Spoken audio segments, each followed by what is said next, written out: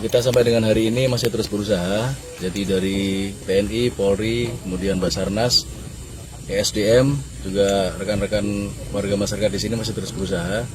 Jadi kita masih terus mencari upaya bagaimana caranya untuk menguras air, karena lubang tempat mereka mencari emas ini dipenuhi dengan air.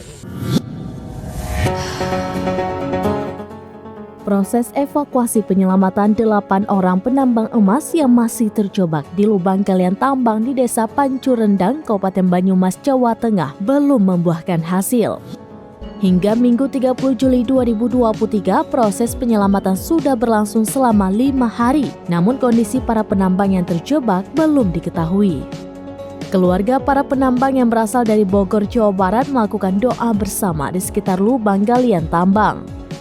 Akhyar Suryadi selaku Kades Sukasari, Kecamatan Sukajaya, Kabupaten Bogor memimpin doa bersama untuk keselamatan 8 penambang yang masih terjebak di dalam lubang galian. Ia mewakili keluarga korban mengaku sudah ikhlas jika para penambang meninggal lantaran proses pencarian sudah berlangsung selama 5 hari. Menurutnya, tim SAR gabungan yang melakukan upaya penyelamatan sudah bekerja maksimal. Hal senada juga diucapkan Kades Cisarua, Samit, yang mengikuti proses penyelamatan selama 5 hari. Diketahui 8 penambang yang terjebak merupakan warga Desa Sukasari dan Cisarua, Kabupaten Bogor. Kepala Kantor SAR Cilacap, Aida Sudarsa, mengatakan tim SAR mengundang keluarga korban untuk menyaksikan langsung sulitnya kondisi di lapangan. Ia juga dapat menjelaskan secara langsung upaya yang dilakukan tim SAR setiap harinya. Proses penyelamatan dilakukan dengan cara melakukan penyedotan air di dalam lubang galian. Menurutnya sangat berisiko tinggi jika tim SAR masuk langsung ke lubang galian tambang.